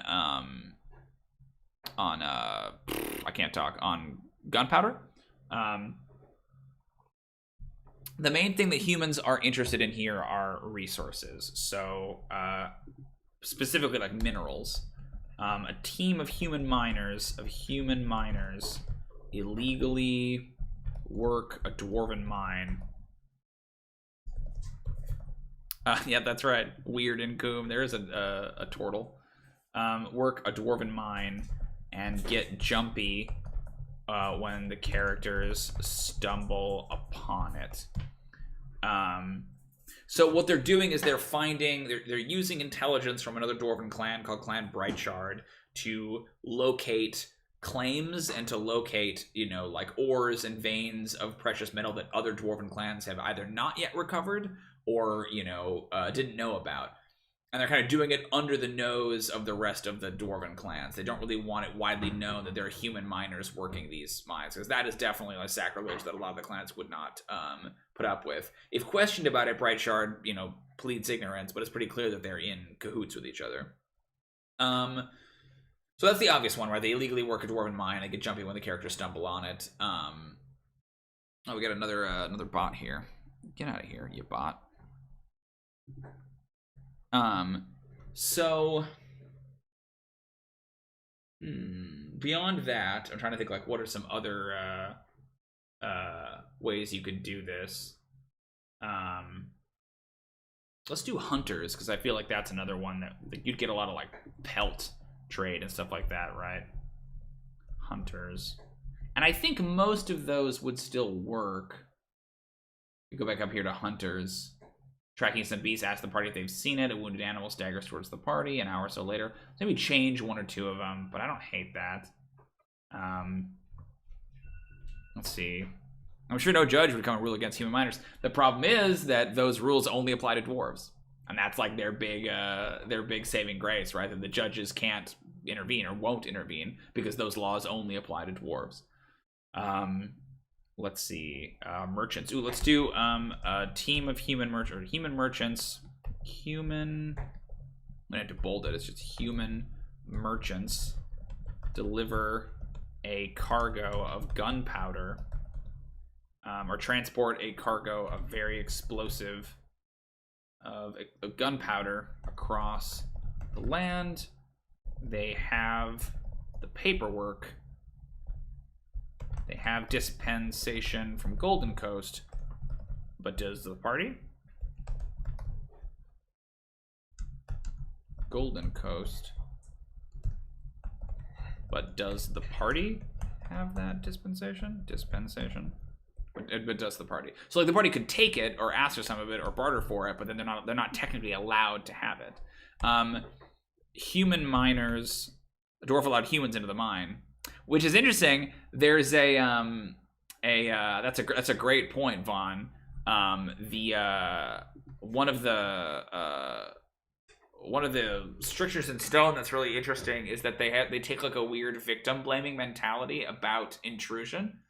So one of the strictures in stone is no dwarf shall rest behind an unlocked door.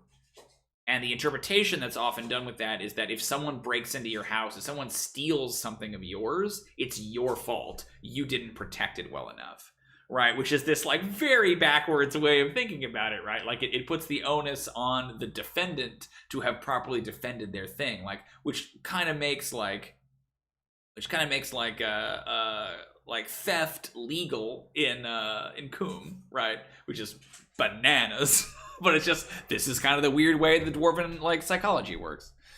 Human miners approach the party. Human miners bearing a legal claim approach the party and ask about the location to a particular Dwarven mine. Do they help the miners? Let's see. We got some more chats here. All the judges can interrogate humans if a dwarf was in violation of a law by using them. Exactly. So let's see. One more miners one. What's a good miners one?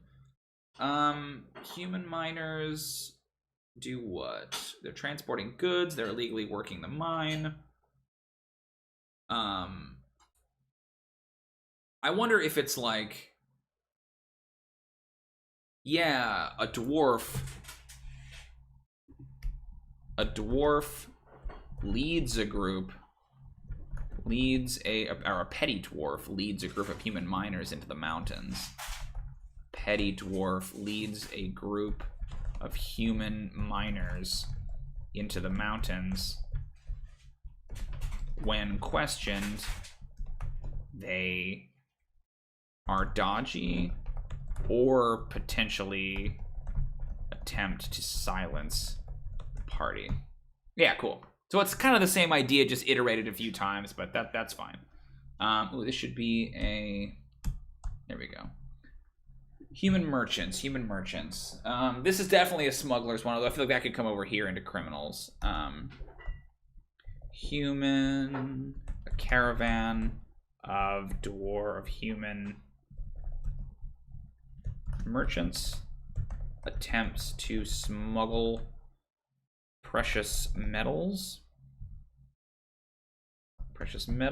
from... Ooh, I kind of like Vaughn's one there, that like a team of human miners illegally working over mine, that like there's monsters they're trying to like ask for help with, right? But like they shouldn't be in there, you know. There's like an interesting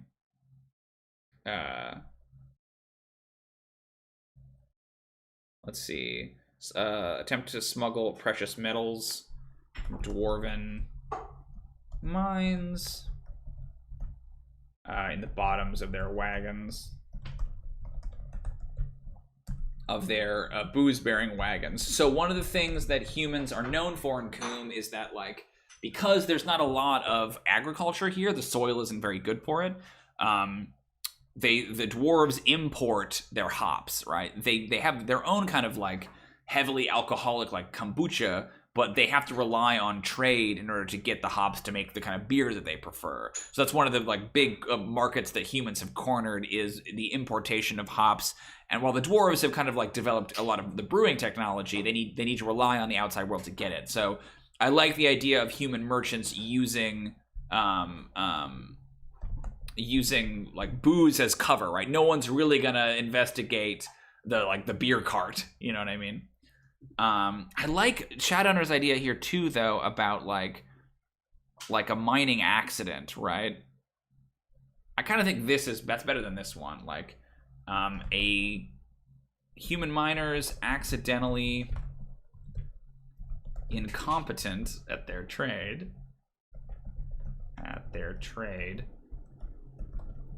accidentally collapse a section of their mine and require help, or close off a route they were taking. The party needs. The party needs. Cool. That's better. Nice one, Shadow. That one's very good. Let's see. Caravan of human smugglers attempts to smuggle precious metals from Dwarven mines in the bottoms of their booze-bearing wagons. Other criminals, definitely like human outlaws, right? Like claim jumpers. Claim jumpers attempt to, or like, yeah, brigands, human brigands. I like the idea of like hostage. So like human brigands attempt to hold and to capture the party and hold them hostage in exchange for leads on Dwarven mines they can sell to Golden Coast. Nice, simple one. Ooh, I want to do like a I want to do a like a snake oil salesman. A human huckster sells. Yeah, it was written in Dwarven. Sells a variety of Dwarven. I guess that could be a merchant, maybe. Yeah, that's probably a merchant. A human huckster. Oh, that's a huckster, right? Dwarven-related products from their wagon. Like gold sensing, you know, like gold sensing potions, beard oil, you know, that kind of stuff. Like, what's another good one? Trying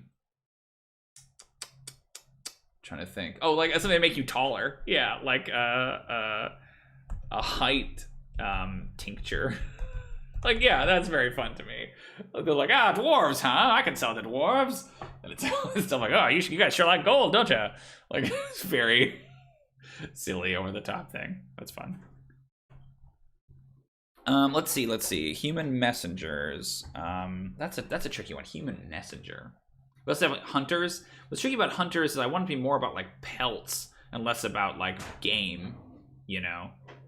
So I guess they could be like trappers, right? Human trappers. Ooh, have a variety. I have a bottle. Ooh, a bottle of beard lice. Yeah, maybe. Beard lice? Ooh, that's no good. Yeah. Let's spread troglodytes. Why not? They don't realize that it's bad. Human trappers. Let's see. Hunt and kill wargs for their pelts. Oh no. Human trappers have a collection of wolf pelts. Among which are warg pelts. Did they know this when they attacked them? Oof. That's dark. Okay.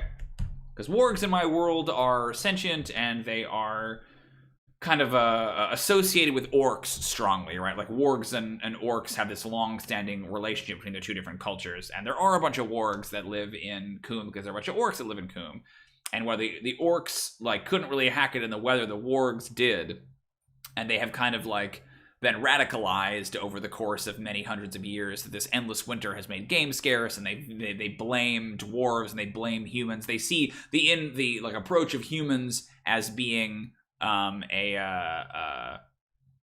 being like literally an invasion, like these people from nowhere coming in and hunting our food, right? So let's see, other hunters, something with like trapping and pelts and stuff, right?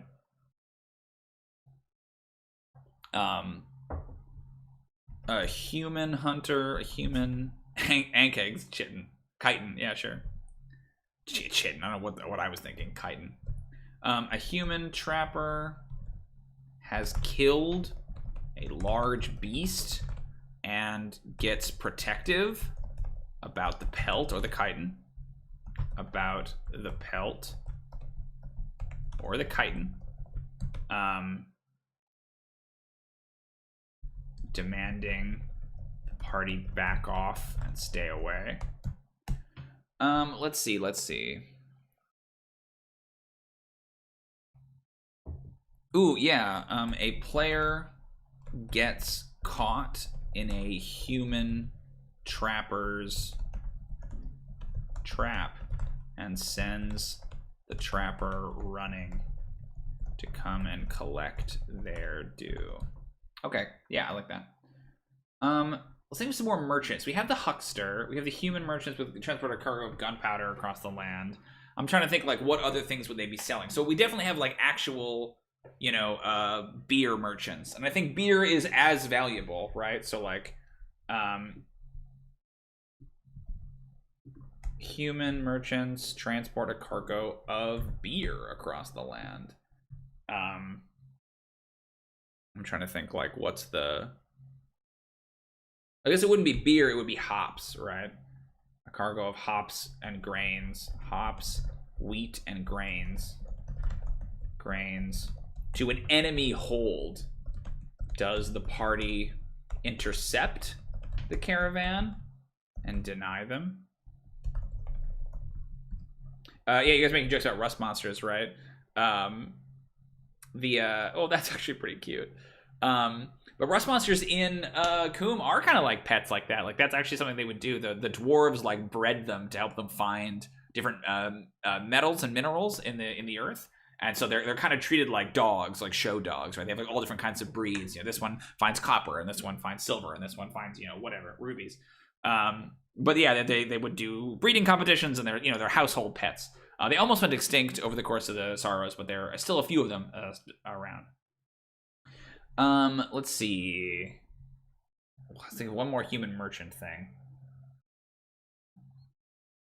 It's kind of like the huckster, but I like the idea of, like, a human merchant trying to, like, sell a good that none of the dwarves appreciate, right? Like a wandering, like, almost like a door-to-door salesman. A human merchant is attempting to sell, like, is visiting holds one at a time, attempting to sell them something that the dwarves could use, but are too stubborn to. I'm not sure what that would be, you know, but there's, like, something like, hey, if you had this, you know, whether it's magical, right? If you had this, your life would be a lot easier. But because you don't, well, the dwarves are too stubborn, they don't want to accept in this human merchant, right? So it's like well-meaning door-to-door salesman. A well-meaning human merchant could actually use hold after hold. I'm going to sell them something to use, but refuse to. I'm sure human merchants have never looted any dwarven tombs and sold those goods. Yeah, that's fair. Let's see. Bookmobile. Oh, that's cool. It's tempting to sell dwarven books. I think that's fun. Okay, guys, I think that might be where I call it. We have a few more categories here. We never did scouts, and we never did messengers for humans. And there's obviously the orcs and giants and goblins and all kinds of others. But I think it is almost dinner time for me, so I might have to call it there, everybody. Awesome. Thank you for coming out, everyone, and watching our Sunday world building stream. We did a lot today. We did, like, 12 different... what is 12 times 3? 36? We did, like, 36 different dwarven hooks. We did 6 Darrow, so that's 42. We did we did 5 more elven ones, so that's 47. And then we did 50, 53, 56, 57, 56, 59. We did 60 adventure hooks today, guys. That's a lot. Or random encounter hooks. That's a lot. Nice work, everybody. Awesome. Well, let's see. I will be back on Tuesday, so in just a couple of days, doing an adventure prep stream. I think we're going to do a Theros stream. My party is traveling across the Siren Sea, and they are headed to the city of Miletus. So I have a lot of work to do to get Miletus ready for them when they get there next session.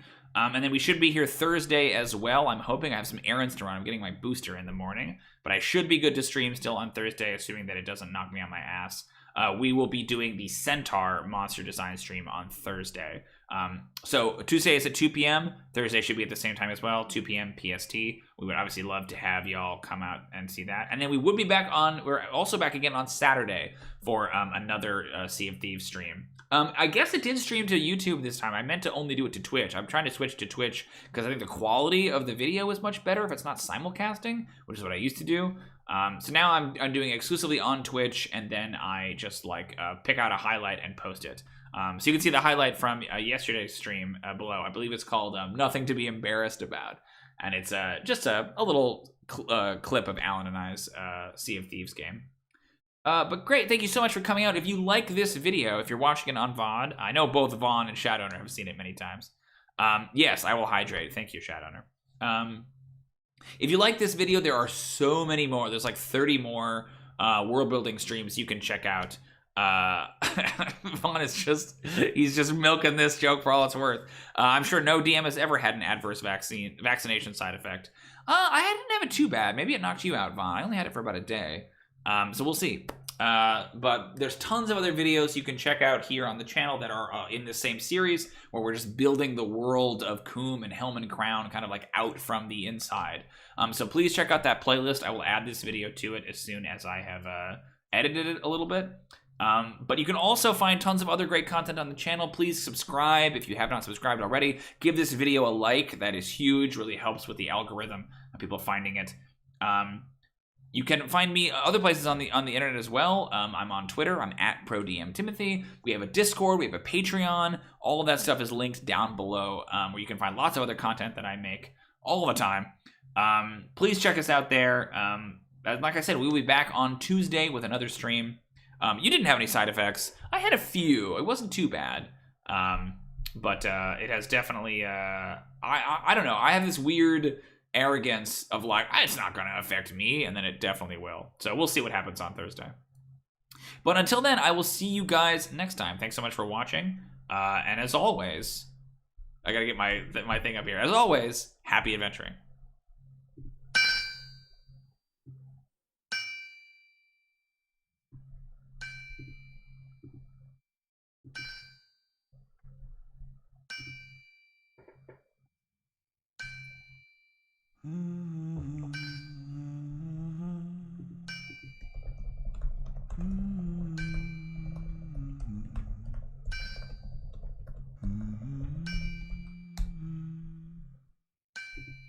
Mm-hmm.